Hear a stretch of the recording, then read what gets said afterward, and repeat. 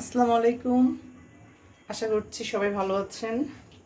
আমি এখন একটা কলার পিঠা করব। কলা দেখেন তিনটা অনেক পেকে গেছে, তো ভাবলাম যে এত পেকে গেছে তো খাওয়া যাবে না, তো ফেলে না দিয়ে একটু পিঠা করে ফেলি, নষ্ট না করে। এর জন্য আমি তিনটা কলা নিচ্ছি, একটু চিনি দেব। চিনি দিয়ে একদম ভালো মতো করে এটা ফাটাই নিব।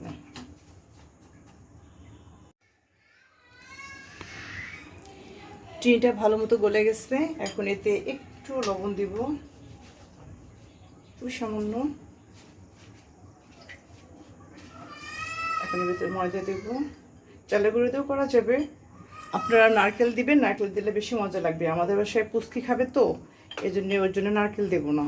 নারকেল দিলে ওর পেটে সহ্য হবে না, ছোটো মানুষ। ভালো মতো গুলে গেছে, এবারে তেল গরম দেব।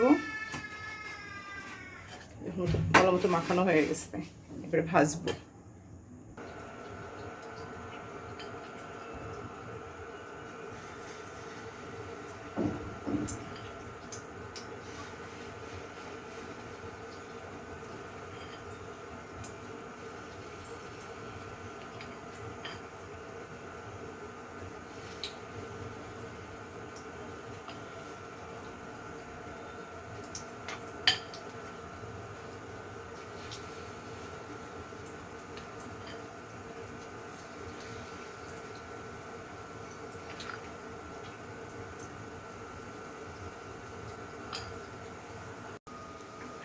বড়াগুলো ফুলে ফুলে একদম টেপা টেপা হয়ে গেছে।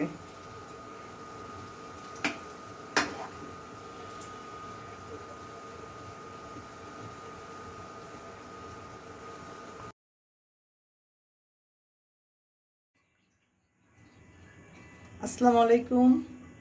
আশা করছি সবাই ভালো আছেন। আমি এখন একটা কলার পিঠা করব। কলা দেখেন তিনটা অনেক পেকে গেছে, তো ভাবলাম যে এত পেকে গেছে তো খাওয়া যাবে না, তো ফেলে না দিয়ে একটু পিঠা করে ফেলি, নষ্ট না করে। এর জন্য আমি তিনটা কলা নিচ্ছি, একটু চিনি দেব। চিনি দিয়ে একদম ভালো মতো করে এটা ফাটাই নিব।